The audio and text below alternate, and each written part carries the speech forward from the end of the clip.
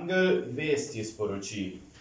Mati boš postala in zveličarja Boga svetu darovala. Marija nosi Jezusa v ta lepi čas adventa, če v naši hiši bo lepo, pri nas ostala bosta. Kunoje v rempentir je spokojna pesem kesanje. Ne zavrni me in moje grešne duše, usliši moje krike in vidi moje kesanje. Pomagaj mi in pridi mi na pomoč, usmili se me v moji stiski, ne maščuj se mi, ampak odvrni mojo krivdo, moj rešitelj. O božanski odrešenik, o božanski odrešenik, odpusti mi mojo slabost, odpusti mi mojo slabost. V skrivnosti noči sem razlil svoje solze, moje srce se je spremenilo v krvavo žrtev. Reši me, Gospod, svojo milostno in blago roko. O božanski odrešenik, odpusti mi mojo slabost.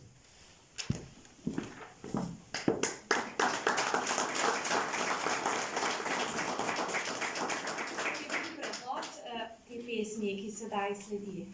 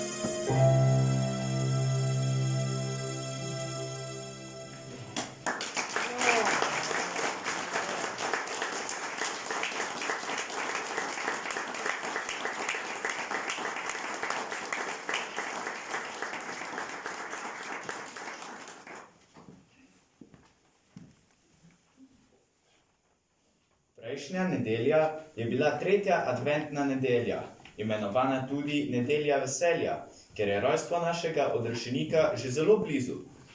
Naj bodo dnevi v pričakovanju svete noči prežeti svetlobo upanja s pokornosti, obenem pa veselja, radosti in ljubezni.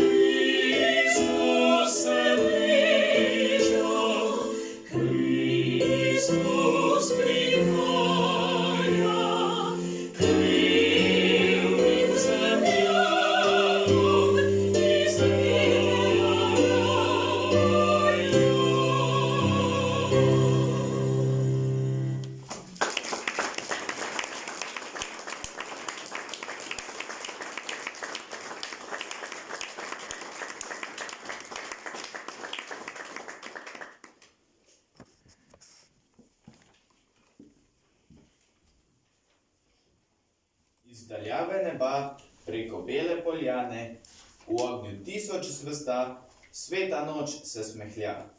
So kristali snežink posrebrili zemljo, bele veje z dreves so kot sveče z nebes. Jezus gre iz nebes kot snežinka na zemljo.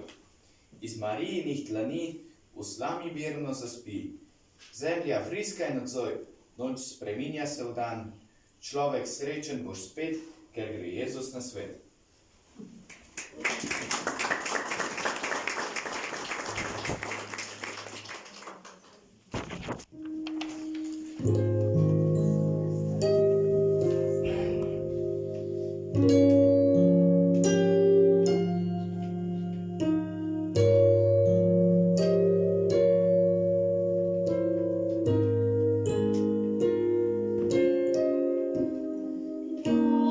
Śliczna noc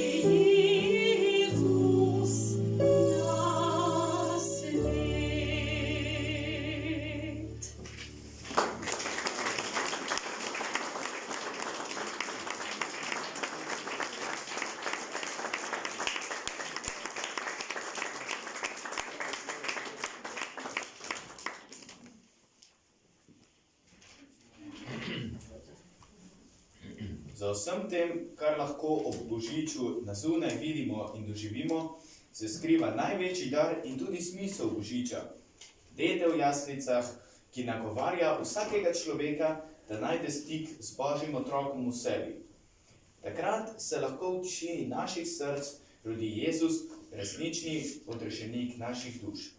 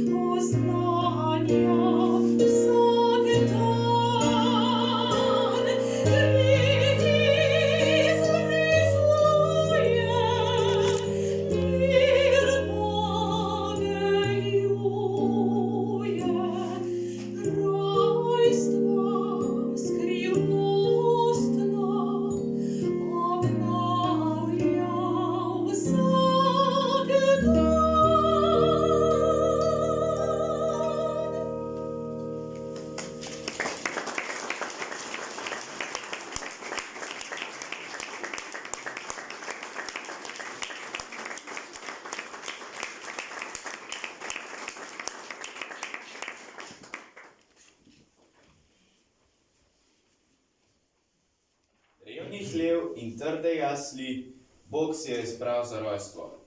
Hotel je postati človek, naše je sprejel v boštvo. Božji sin med nas prihaja, kakor luč, ki razsvetljuje. Smisel upanje prinaša, nam življenje odrešuje. Le pastirji vsi preprosti, v štali so ga obiskali, a mogočni in bogati tega niso nikdar znali.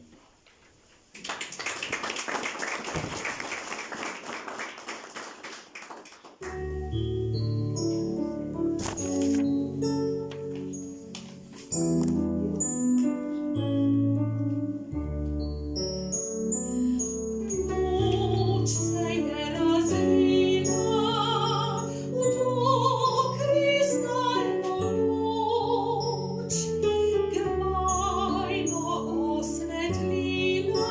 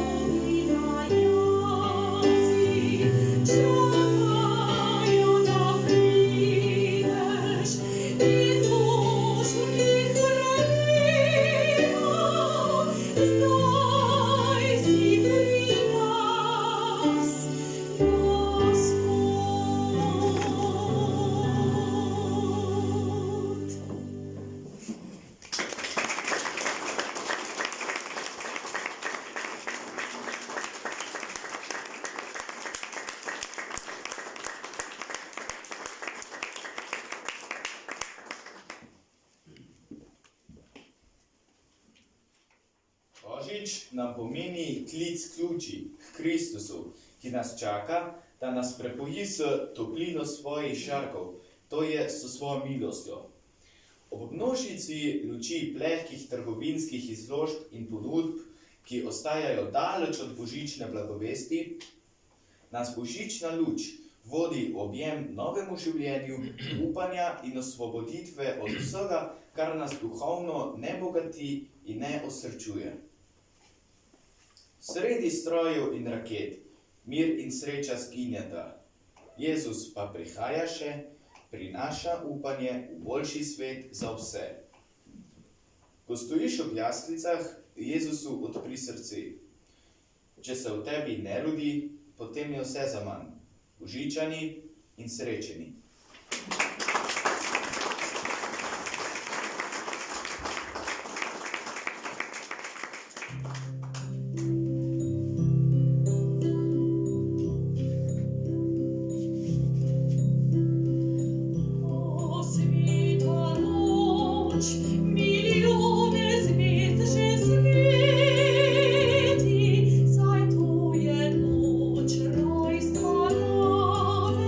Luci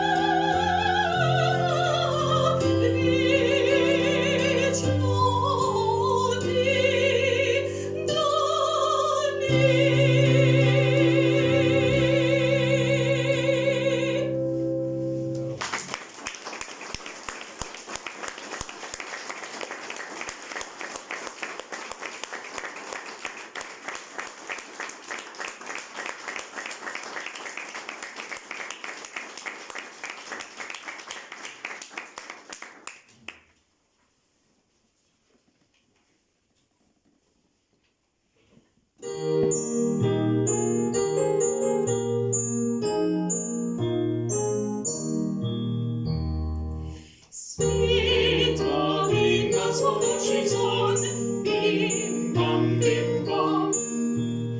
Rojstvo znane zobrazan, bim bam, bim bam.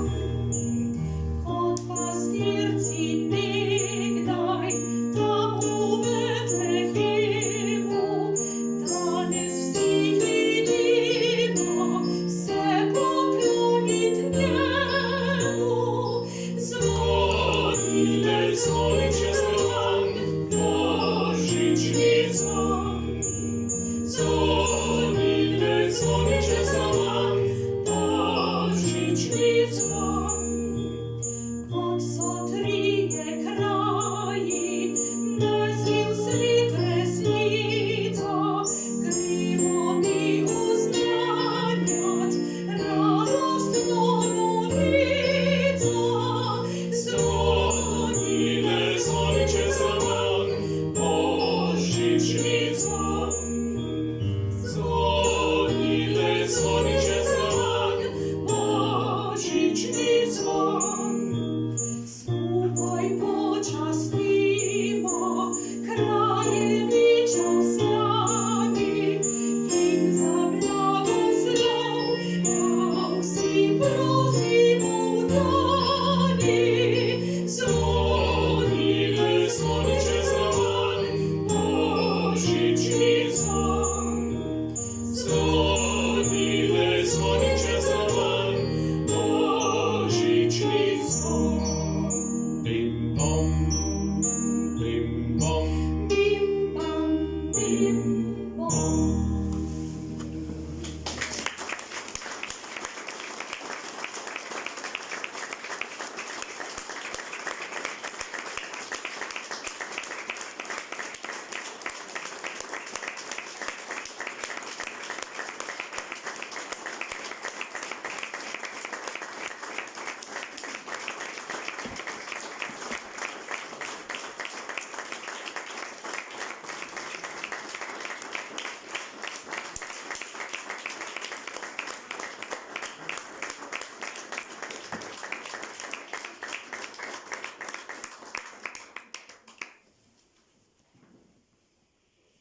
Kot gostitelju mi je pripadla lepa dolžnost na koncu, da se zahvalim vsem trem, pravzaprav družini Zakonjšek Kr, Andreji, Primožu in Vidu, ki so nas vsak na svoj način čudovito uvedli, skoraj lepše ne bi mogli, v najlepši praznik Božiča, ki prihaja.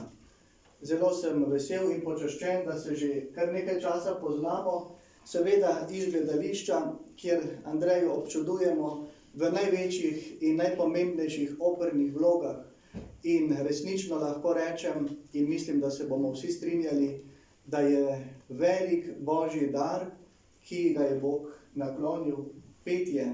In tisti, ki jo spremljamo in poznamo, vemo, da bi si Prešernovo nagrado zaslužila že mnogo prej. Ampak nikoli ni prepozno in se bomo februarja na Prešernov dan toliko bolj veselili. Torej, iskrena hvala, da ste prišli med nas. Verjetno ste ugotovili, da ni bilo ene najbolj znanih oziroma najbolj znane božične pesmi, Gruberjeve Svete noči. Zato, ker se ta pesem lahko zapoje šele na sveti večer 24. decembra in takrat bo v naših srcih resnično, pravilno in kot je prav odmevala. In kot ste videli tudi v župnišču, imamo sicer postavljene smreke, nimamo pa še jaslic. Že sedaj vas povabim, da od svetega večera naprej vse do svečnice še enkrat pridete in si tukaj ogledate. Imeli bomo čudovito razstavo 10 jaslic iz vsega sveta. Še enkrat hvala lepa. Še prosim za pomoč, da nekdo pride.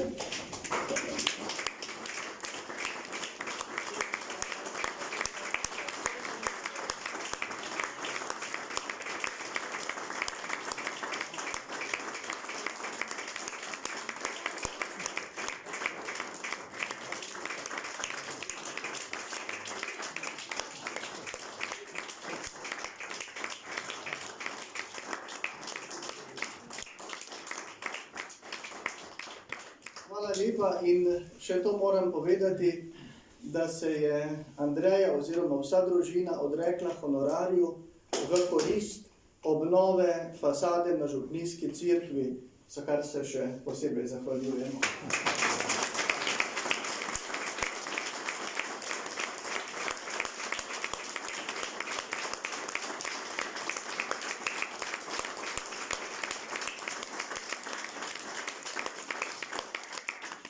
Če bodo takšni dobri ljudje prihajali med nas, potem bo fasada hitro končana. Sedaj pa prihaja še zaključek, s katerim bomo sklenili današnji večer. Sklenili bi ga sicer drugače, če ne bi bilo ukrepov, kakršni so, ampak bo ta pesem zaokrožila današnji večer in vsem želim lepe in blagoslovljene božične praznike. Vse dobro.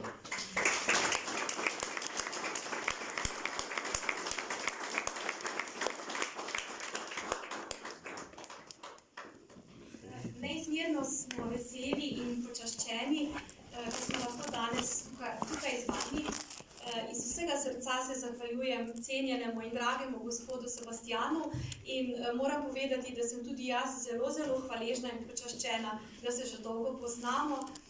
Tako da mi je res, kako tudi vsem nam, veliko veselje in občudujem vaše delo in se veselim z vami nove fasade tudi in vsega, kar še pride, tako da vam jaz tudi v svojem in v imenu vseh nas želim blagoslovljene in vesele božične praznike in vse najlepše.